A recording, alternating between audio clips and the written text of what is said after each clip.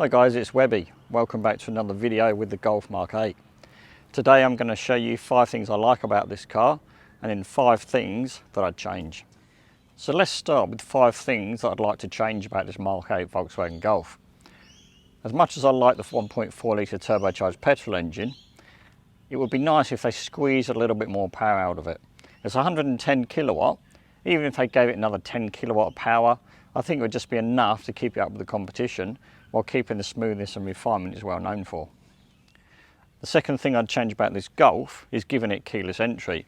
You get this really nice key, so it's nice to have to push the buttons and everything, but $38,000, it's a bit tight not to have keyless entry, I think. So we come into the back for the third thing I'd change about the Golf. And even in this base model, I'd like to see a centre armrest for the rear passengers with a couple of cup holders. Because I'm sure most people will have a couple of kids back here. So be able to fold that down, separate the kids, give them some cup holders, I think would be invaluable for most parents. So yeah, third thing for me, having a centre armrest for rear passengers. The fourth thing I'd like to change in the new Golf MK8 will be to have built-in sat-nav in all models. I personally always plug my phone in and use Apple CarPlay and use Google Maps or Waze. But I'm sure a lot of people, maybe older people, wouldn't do that. So they want to use built-in sat-nav to actually find destinations. So yeah, for me, the fourth thing would be built-in sat-nav. The fifth thing for me personally, on my Mark 7.5 Golf GTI, when you put the car in reverse, you can actually set it so that the passenger side mirror dips, so you can actually see the curb when you reverse him. So that helps you to avoid curbing your alloy wheels and obviously damaging them. And unfortunately, this Mark 8 Golf doesn't seem to have that feature. I certainly couldn't find it in the settings anyway. So yeah, to me personally, that's quite a valuable thing to have in my car, because I'm always worried about scratching my wheels. So that's the 5 things I'd change about the Golf MK8. Now let's get on to the 5 things that I really like about the Golf MK8. And the first thing, which is my most favourite thing about this car, is the sound system. Considering it's only got 6 speakers, and it's not a named brand, it's such a fantastic sounding system. There's great mid, treble and bass. There's plenty of bass. And it just sounds like it's got some sort of surround sound system in it. It's very similar to the sound system I got in my Mark 7.5 Golf as well. I think Volkswagen have always been really good at making sound systems for all their cars, not just the higher, more expensive ones. You don't have to go and get a Harman Kardon system or Bang & Olufsen or whatever brand it might be to get a really good sound system in your car. I've actually driven a lot of cars recently that have got these supposed name brand system like Harman Kardon or Canton, and you really can't tell any difference, to be honest. I'd have this sound system in this Golf over one of those branded systems every time, I think.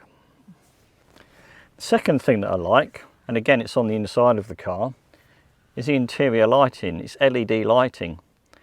And you know when you get in the car and it's at night time and you turn the interior light on and you still can't see very much because, well, the lights aren't very good, to be honest. These LED lights are absolutely fantastic, and they're in the front and the back, and they're touch sensitive as well, so you can literally turn them on and off just with a touch with your finger. But yeah, they are just the brightest lights I've ever seen in a car, and I think they'd be particularly good for rear passengers as well. So if you've got kids in the back who are trying to play on their phone or iPad or read a book, to have such a bright light in the back would be fantastic. So yeah, for me, it's the interior lighting. The third thing I like is this centre console area. I do actually like this smaller gear shift selector, and I do like the fact there's not too many buttons all around the centre console. And it's nice that you've got a little tray just in front there for a bit of storage as well. But yeah, so that's my third thing, the design of the centre console. The fourth thing I like is actually how uncluttered the dash is. So where you've just got a few buttons here, there's not too many buttons up here on the dash as well. And then over this side, you've literally just got a few buttons here for your headlights and a couple of functions for your heated rear window and front demister. I think it's actually really neat because it makes this section here really free of buttons and looks nice and simple. And the fifth and final thing I like about this Golf is just the way it drives and rides. It's just so composed, it's comfortable. You can still throw it around some twisty corners and have a bit of fun with it. So it's practical and it's fun. But yeah, once you've driven a Golf, it's hard to explain, it's just such a nice car to drive. Everything about it is smooth, you know what it's going to do, it doesn't throw up any surprises at you. And it's just one of those cars that kind of makes you feel good about yourself. So yeah, number 5 is the way it drives.